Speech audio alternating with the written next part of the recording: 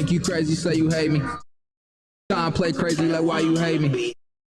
You pray for better is what you asking for.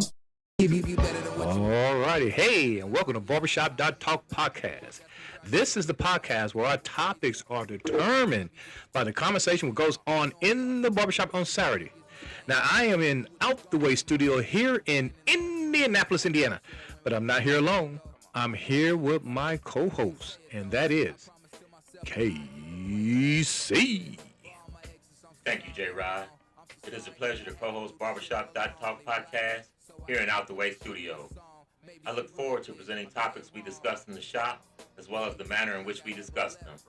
This would include the gamut from analytical to anecdotal, from critique to humor and fun, all in an attempt to present to the audience the real flavor of barbershop talk.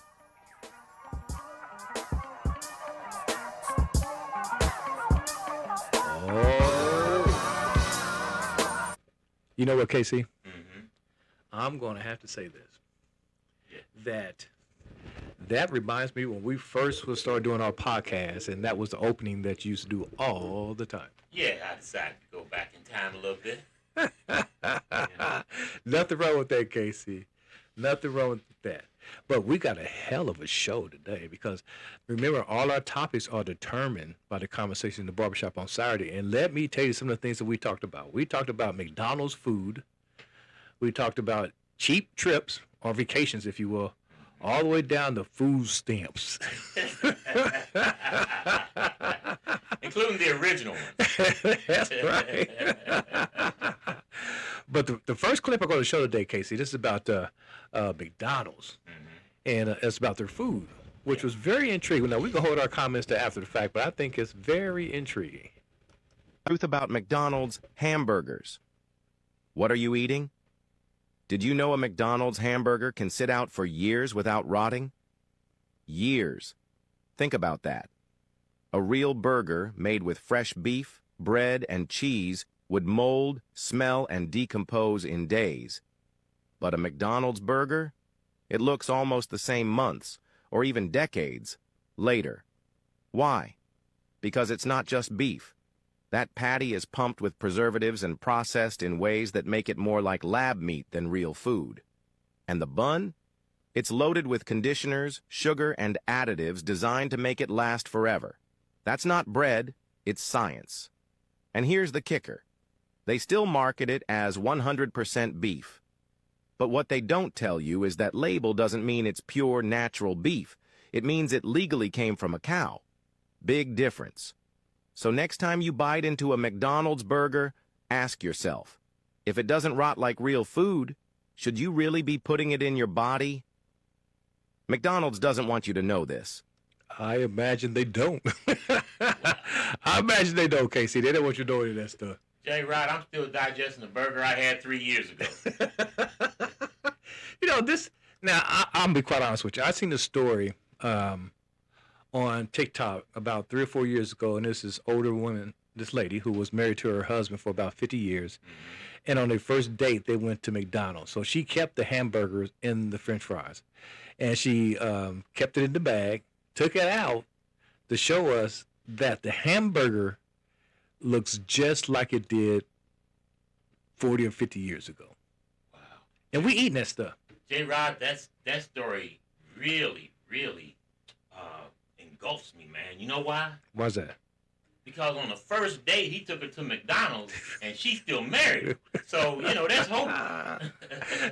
Well, back in the day, you could do that, Casey.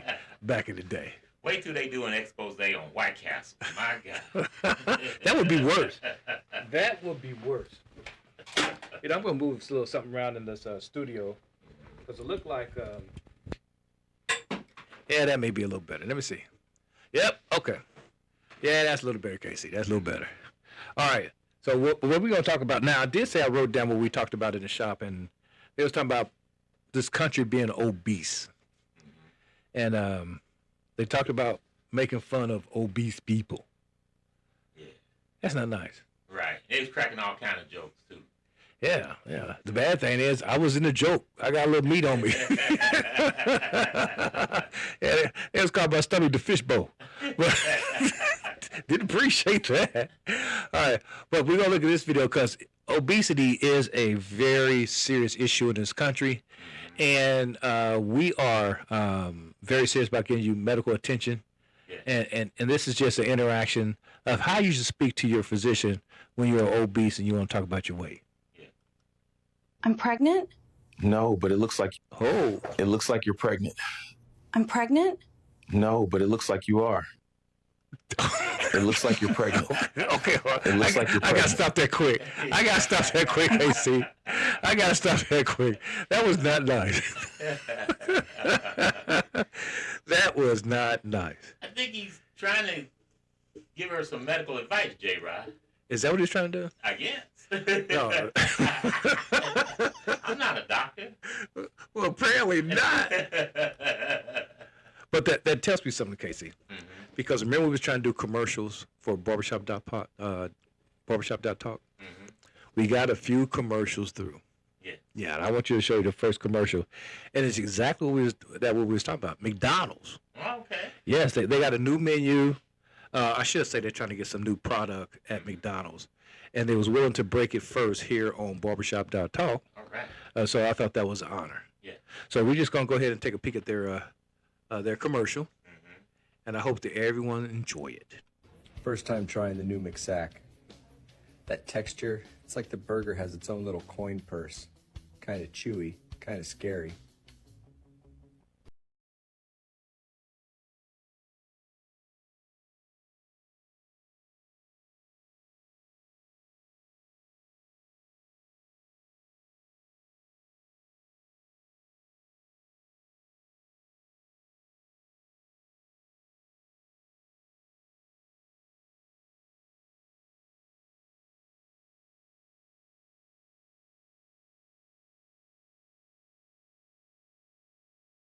You know, the happy burger and stuff. Mm-hmm. He said it seems like something he had before.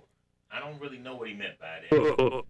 Okay, wait, what did he say? He said that it seems to taste like something he had before. I'm scared to ask you what it is. I don't know. I'm scared to ask you what it Just is. his comment. Okay, it was just his comment. Yeah. Oh my goodness! All right, well I'm going to move on our list, but thank you very much, McDonald's, for advertising on Barbershop.talk. I hope you have many, many more, and we are happy to accommodate you. Now, have you been on vacation lately, Casey? I have, J-Rod. Where'd you go? Just went to Vegas a couple weeks ago. Oh, Yeah. well, you can't beat that. Oh. Because people are now talking about, since the economy is not where it should be, is that they're getting some cheap vacations, and they try to take advantage of it. Right. And they was talking about that in the shop. And so one of our clients in 421 Barbershop, we're going to show you a clip because she said she found a very, very cheap vacation. Oh, it sounds like my kind of place, Yeah. J-Rod. Look, she's excited about it. Yeah. That's right. She was not expecting it, but this is what it was. Fast $13 flight to India. I can't believe I'm really about to have a whole vacation for the price of a Popeyes combo. Oh my God, y'all, this place so goddamn congested and smell like all to be damn. No wonder why this cheap ass flight was only $13. This train's so fucking packed, I think my lung about to collapse. Y'all, I can't breathe. Somebody call 911. Why the fuck my Uber pulled up and it's this beat ass tricycle, child? You don't got something else I can ride in? I'ma be late. This motherfucker driving like he just robbed a bank. Sir, slow the fuck down before my bonnet flies off this bitch. Woo, Lord, my ass is starving. I just ordered a chicken masala. I heard that's the bomb over here. Y'all, what the fuck? This shit spicy as all fuck. Somebody call an ambulance before I pass out. Y'all, fuck this place. I'm catching the first flight back home to the hood. No wonder this bullshit place was only a $13 flight. What do you expect for $13, Yeah, I Casey? think I would enjoy that for $13, J-Rod. Now, there's one thing I do have to say, Casey. Mm-hmm. Now, I used to have a lot of co-workers from India. Yeah. And sometimes they do have a little odor about themselves. Yeah, that they have a different perspective on hygiene than we Oh, you absolutely correct. And see, she should have known that when she got on that airplane. do. She should have known, Casey, what is the problem? Oh my goodness! Oh my goodness! All right, so if you get a vacation that's around $13 or so, you might want to pass on that. I ain't passing. I just deal with it. You gonna deal with it? You gonna hold your nose all the way? $13? Hell yeah! What an adventure. Oh, now I'm looking down, and another thing they talked about is healthcare. About if it goes Trump way, it's gonna double, triple, you name it. Yeah. Your premiums are. They talked about the drug cost is going up, and again, here's an interaction, Casey, between a pharmacist and a customer. Now, tell me if you can relate to this, right? Because I know for a fact that, you have prescriptions, lifetime prescriptions and stuff like that. Yeah. And have you ever had this kind of conversation with your pharmacist? So I'm just going to go ahead and get it started. Can I get some condoms, please? Do you need a bag? No, thanks. She's not that ugly. Yeah, that would be you, Casey. Oh, my goodness. No bag required.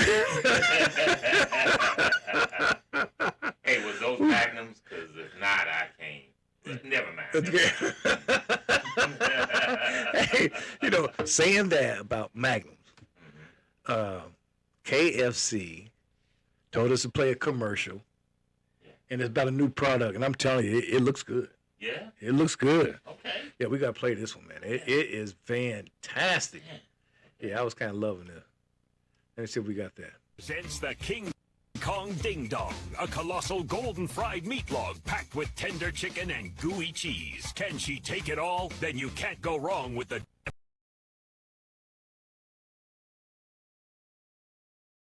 Actually looks good, J-Rock. That looks fantastic. It looks like you feed about 5 people. Well, she's going to dig into that too, man. You see all that meat in there? Yeah. I like that. Well, thank you, KFC, for advertising. Now, they may have a problem with copyright, though. You're talking about? But it's called wasn't it called the King Kong Ding Dong? Yeah, that's what it was called. I think somebody already used that title, J-Rock. Who's that? I don't want to stay on air. What are you alluding to here, Casey? No, I just think that might already be copyrighted. Somebody already took the claim to that. Oh my goodness! I'm gonna switch gears real quick. All right. Now, do you have like what do people have in their home? They have Alexis and what's that other one?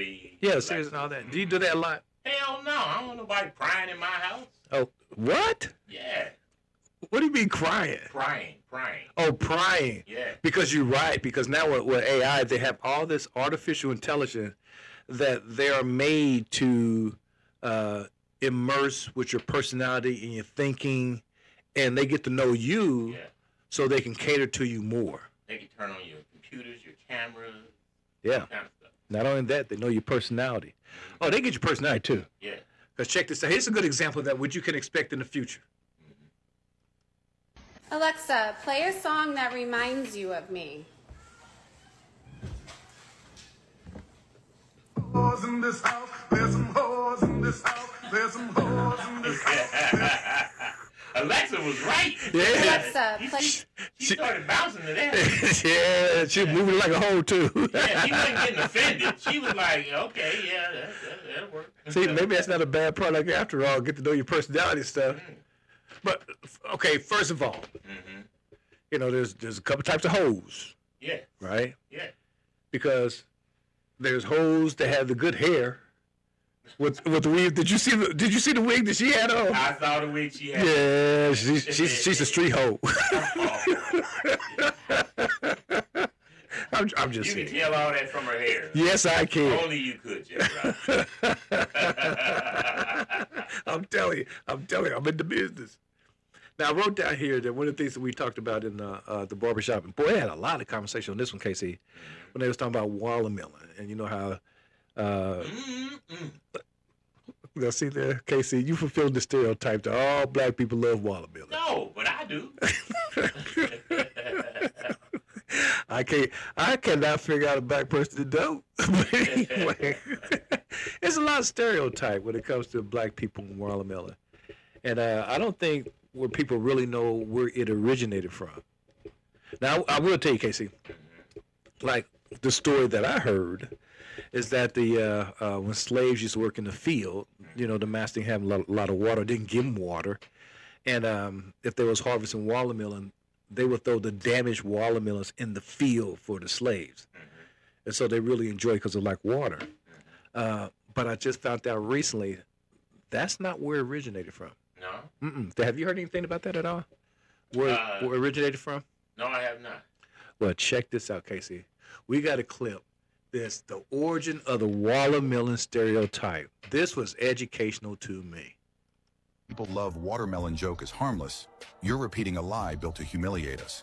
The truth? In the 1800s, after slavery ended, watermelon was a symbol of freedom. Newly freed black people grew and sold it to make a living. It was cheap to grow, easy to transport, and became a source of economic independence. So how do you crush a people who are building wealth? White supremacists and politicians launched a smear campaign. In newspapers, postcards, and political cartoons, they painted black people as greedy, childish, and messy, always eating watermelon. The goal? To make the fruit a joke so no one would see the success behind it. By the early 1900s, the image was everywhere, from racist ads to minstrel shows.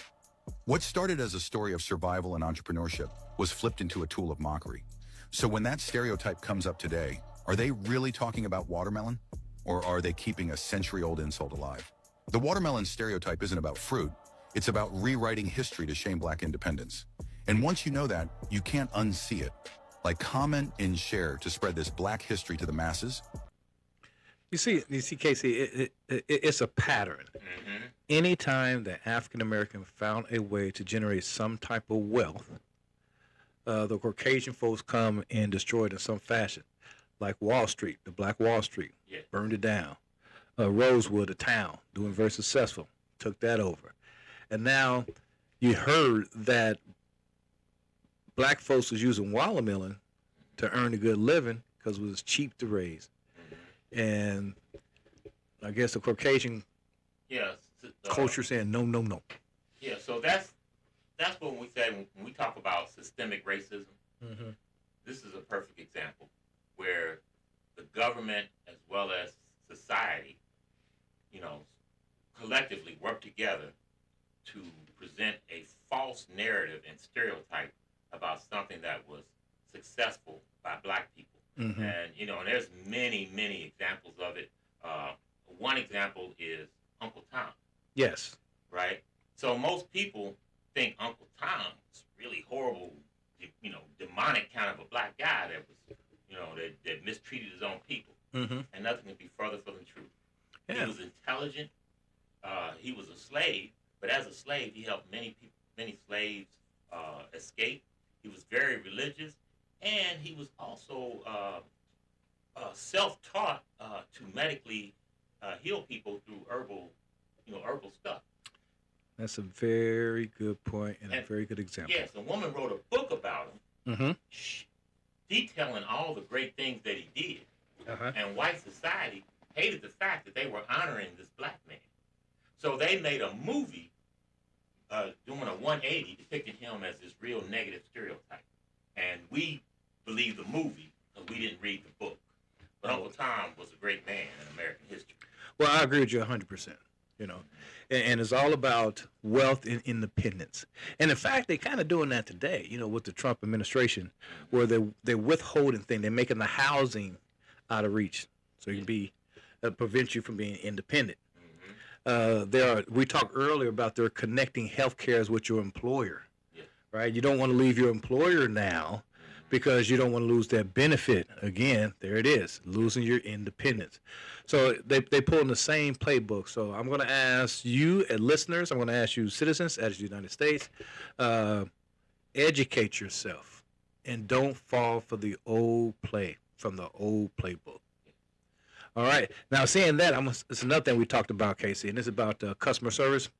Now, this video is about customer service that you may experience in today. It says, when I'm the manager isn't enough.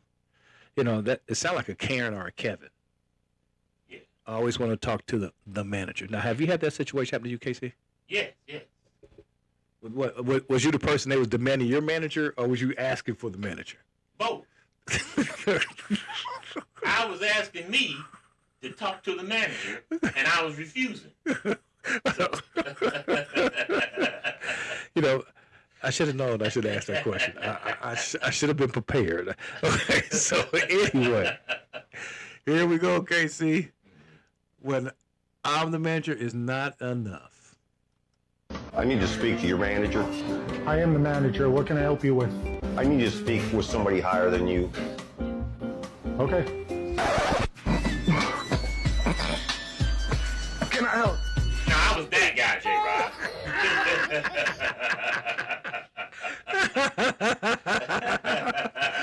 You want to speak to somebody higher than me? Not a problem. I'm going to have to find Snoop then, because... Oh, okay. All right, but I'm still saying the customer service is not what it used to be, Casey. No, definitely not. Not at all, not at all. Mm-hmm. Now, also another criticism going around is talking about, you know, gentlemen. You know, there's not enough gentlemen in today's world. Because back in the day, we was kind of taught, you know, to open up the door for your companion, your female. Throw your coat over a puddle for a girl or a woman to walk across. I ain't never did that, though. Wait a minute. I was a good gentleman. Wait just a second. I ain't never heard of putting your coat over a puddle so she can do what? Walk across. You gonna put your brand new coat? I said I ain't never did it, but you know they used to say that. Oh, okay. Now I do know you're supposed to walk on that's a certain side of the street, right? You walk on the side with all the traffic and all that, and then that way, if a car come by and splash, the water gets splashed on you and not her. No, I was on the other side. Well, okay. Well, I'm saying I'm trying to tell you, Casey, the proper. All right. So now this one, do you remember how we used to always give up our seat on the bus? Oh yeah, about yes. Like if there was an elderly person. Yeah. I used to do that all the time in high school. In fact, what I used to do in high school, we had a lady that lived across the street from us, and she used to catch the bus to work.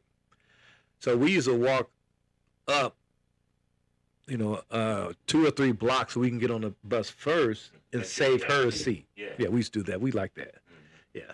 But in today's world, you just may get this. And there's no seats. I wish there were more gentlemen on this bus. There's plenty of gentlemen, ma'am, just no seats. That is so wrong.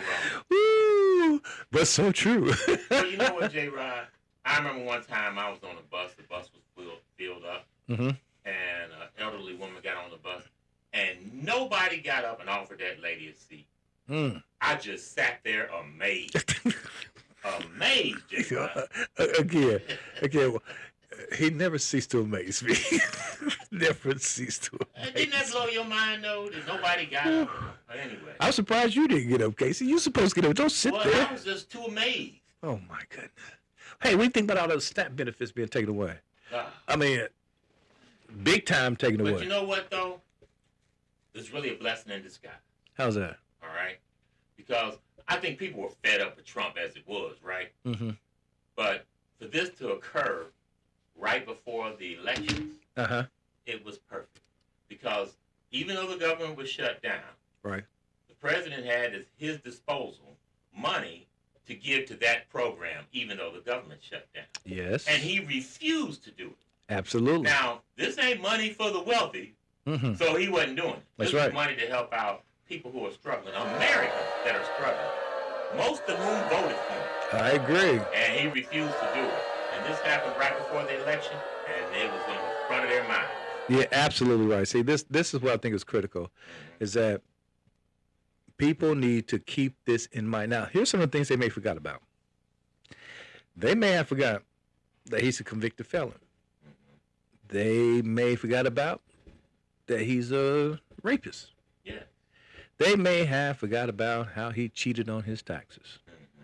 But what they're not going to forget about is Trump putting his hands in their pocket. Yes. They're going to remember that, Casey. They're going to, when your stomach growling, you think, that damn Trump, Mm-hmm. Well, here's some of the ways that people are trying to compensate or overcome. Lord, it's November 1st. They really cut them off. Because the food stamp stopped, the cat is now on sale for $40. Get you some cat today using code CAT40. They said they selling cat now. Wow. All right. Okay. First of all, I hope you didn't see what grocery store they were standing in front of, KC. I hope you didn't see what grocery store they were in front of it. Because I don't want to be going there buying cat, J-Rod. You know. I'm getting that hard. They selling cat? They selling cat. Man, now that makes some people happy. Huh? What, like, not to be stereotypical, but what, the Chinese or something? No. You know, hey, the rich folks, they love to see us suffer, because if we're thinking about suffering, we're not thinking about other things that may impact them. Or I used to like to say that how they pull the curtain from the Wizard of Oz. Yeah. Ignore the man behind the curtain. That's what they're trying to do. But I want to talk about a serious thing. It was a big conversation in the barbershop about Trump and all the black voters that voted for Trump. I was amazed about the number of black folks that voted for Trump. Yeah, sucker sellouts. Big time. What is up with that? Well, you reap what you sell. Or what is that? Reap what you sow? Reap what you sow. Okay. A lot of them thought they was going to get a pot of gold. They just got a foot to the ass. Is that what they got a foot to their ass? Well, you're right about that. Because this guy have talked about all those people that were supporting Trump, and now they saying, look what you are now. You know, it's like the F around to find out. So I really enjoyed this because it reminds folks about what happened. Because we so easily forget things. We need a president. We need a president who will unite our country. We need Donald Trump. U.S. Senator Tim Scott of South Carolina endorsing Donald Trump just last year. But let's fast forward to this year, not even 3 months into this administration. The Commerce Department's Minority Business Development Agency was cut. This was a program supported by and invested heavily in by Senator Scott. Cut. Next, we have Virginia Lieutenant Governor Winsome Earl Sears. Now, this is the same woman who has said that Brown versus Board of Education was about parental choice and not segregation. She said that DEI is nonsense. She said that we just need to move on from slavery. And she said someone who is fired for being gay from a job is not discrimination. This woman stood on the stage last year and endorsed Trump heavily. Now she's running for governor of Virginia. And not only has he not campaigned for her, but he hasn't fully endorsed her. And yeah, you know, I'm going to stop there for a second, Casey. Because she lost that election, too. Yes, she did. And she should have, to be honest with you. Absolutely. She was terrible. All right, I'm going to finish this up. that election is tomorrow. So, yeah. Then we go to Texas, where current U.S. Congressman Wesley Hunt had this to say when asked about how he feels about the current Republican agenda. Quite frankly, I can't think of one thing that he has done that I disagree with. I'm actually very, very proud of these efforts. I'm actually very proud that I helped get him elected. I was proud to be the first to endorse him in this country. Well, it looks like Republican leadership disagrees with some things that he's doing, because he's currently running for U.S. Senator in Texas, and the National Republican Senatorial Committee is allegedly telling people not to support his candidacy, calling it a wasteful vanity project. Then we go to the 21% of black men and the 7% of black women who voted for Trump in the 2024 election. Fast forward to today. Black unemployment is reaching historic highs. A federal judge literally had to rule for Trump to use funds so people could eat. And he loves blacks so much that out of his entire cabinet, there is only one black person. And that black person went to Capitol Hill, sat in front of Congress, and proposed drastic cuts to rental assistance, affordable housing, and community development. So to all of the Black people that voted for this current occupant of the White House, I have one question for you, and it's very simple.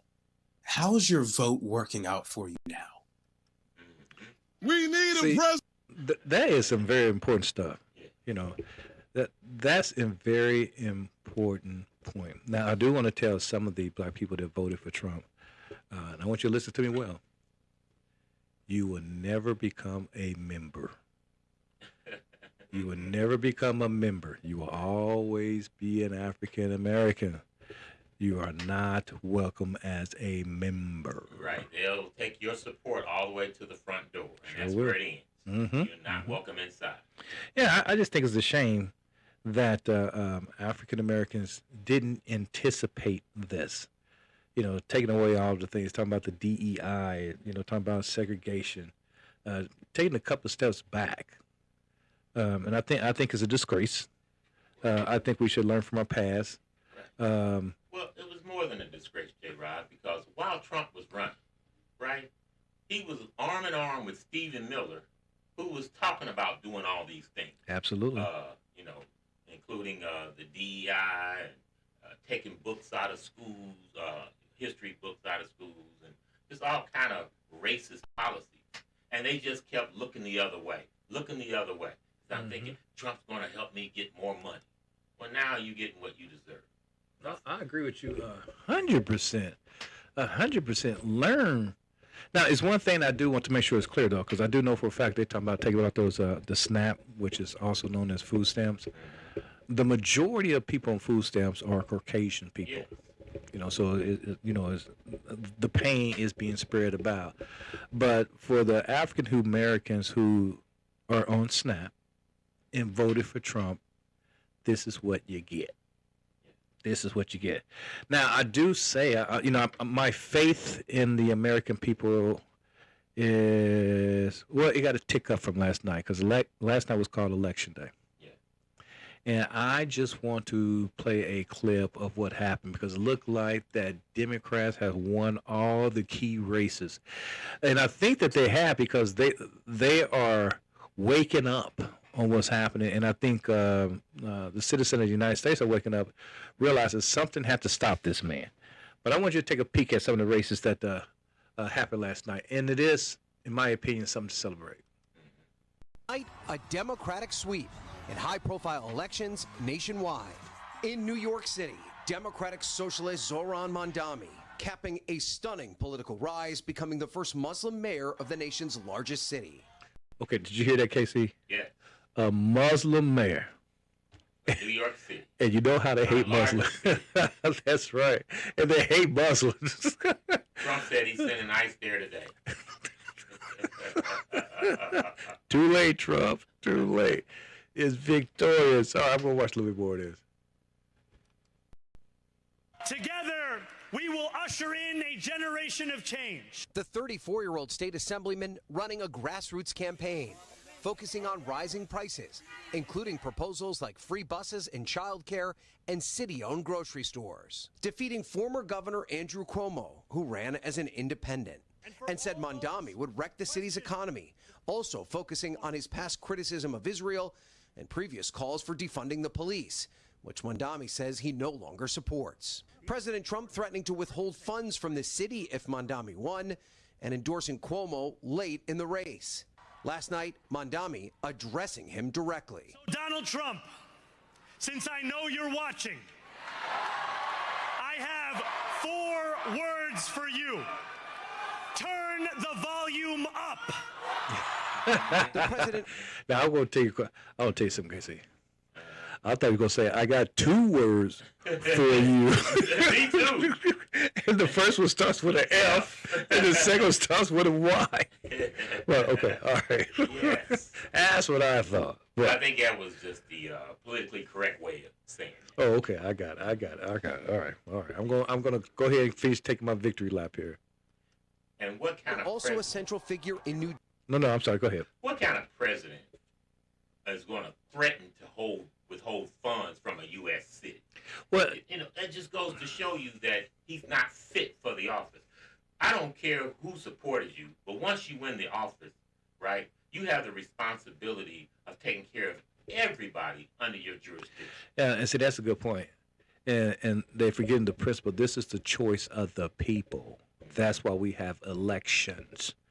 You know, you can't say, well, if he's win, I'm going to take some money away from you. No. That is the choice of the people.